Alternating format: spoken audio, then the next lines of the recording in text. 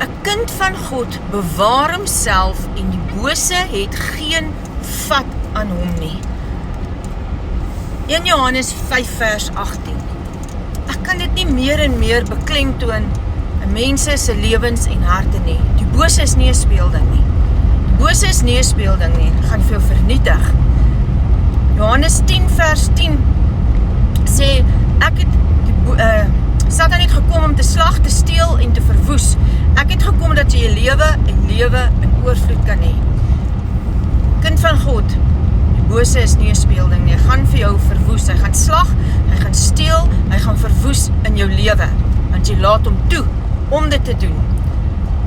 As jy jou deur ooplos vanaand, en daar kom 'n leeu in jou huis ingestap, en hy verskeur jou hele familie en vir jou, wie se skuld is dit?